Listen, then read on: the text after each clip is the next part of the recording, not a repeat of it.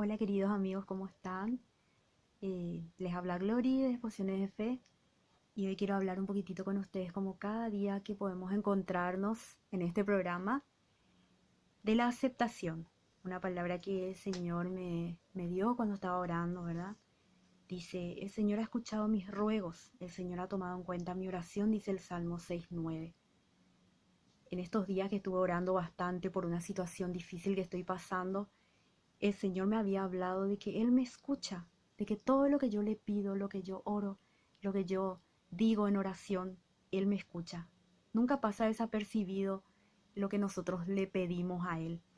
Dice, las personas hablan de aceptar a Dios en sus vidas, pero aquello que lo posibilita es que Dios nos acepte a nosotros.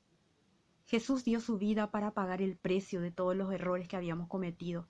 Por ello nuestro Dios perfecto nos puede aceptar de todo corazón, aunque estemos lejos de ser perfectos. Dios no solo nos acepta, sino que también admite nuestras oraciones imperfectas. No tenemos por qué preocuparnos de pronunciar las palabras correctas. La oración perfecta consiste sencillamente en compartir lo que hay en tu corazón. Hay algunas oraciones, ¿verdad? Yo no tengo, ¿verdad?, ningún problema. Hay oraciones aprendidas que aprendimos de chiquititos y nosotros eso es lo que sabemos a veces decir, como el Padre Nuestro, ¿verdad? Y otras oraciones, pero hay otras maneras también de orar. Es hablar con Dios tal cual como sos. Hablar como con una persona. Yo creo que a Dios le agrada mucho cuando nosotros nos acercamos a Él como si Él fuera una persona, ¿verdad? Porque Él es una persona que nos quiere escuchar y quiere hablarnos también al corazón. Entonces nosotros no tenemos que tener miedo, nosotros tenemos que tener confianza al acercarnos a Dios, porque Él no quiere de nosotros palabras muy elaboradas, ¿verdad? Ni tenemos que hablarle así como si fuera, no sé, ¿verdad? Algo inalcanzable. Él se acercó a nosotros. ¿Y sabes cómo se acercó a nosotros? A través de Jesús. Cuando Jesús vino a la tierra y se hizo hombre y murió por cada uno de nosotros, Él se acercó a nosotros y se hizo uno de nosotros. Entonces nosotros también, ¿verdad?